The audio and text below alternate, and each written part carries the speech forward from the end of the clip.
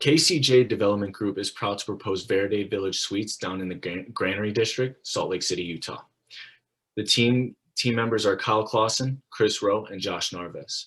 Some key numbers to highlight for Verde Village Suites include the total acreage of 2.15 acres, 200 total livable units, a gross leasable square footage of 132,000 square feet. The total cost of the project is $58,696,358, a stabilized NOI of $3,575,891, and a DCR of 1.35. This project has a great location. It's the property highlighted in yellow here. It's only a few minutes from downtown Salt Lake and also just 3 blocks west of the 900 South track station. One thing that really helped us come up with our development plan was the fact that the area is seeing revitalization. It's an area of creativity and innovation. Some of the amenities are going to be a swimming pool and hot tubs, a fitness gym, rooftop terrace, storage units, and a game room/lounge. And then some of the apartment amenities are going to be additional storage, in-unit washer and dryer, and of course, smart home features. An imperative part of the development process is conducting a highest and best use analysis. We first had to look at things like access, the availability of utilities, and soil stability. According to a geotechnical study, the soil will support the proposed multifamily structure.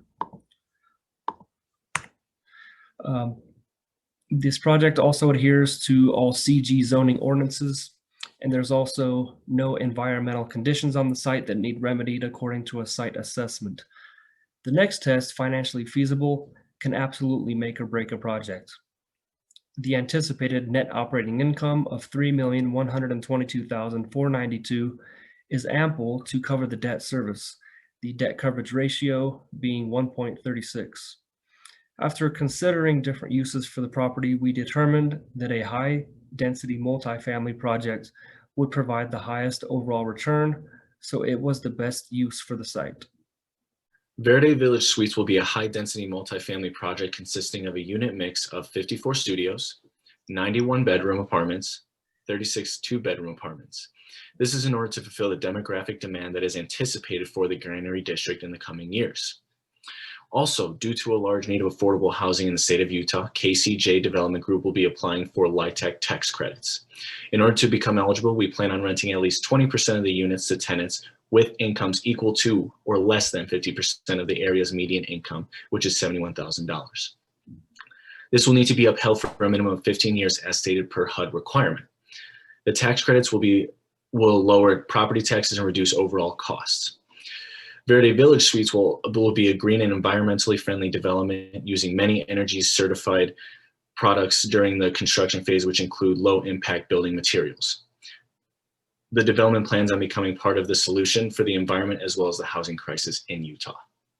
As we began the underwriting process, we consulted with various local professional developers to ensure that we were in line with market conditions. We confirmed our total cost of $58 million.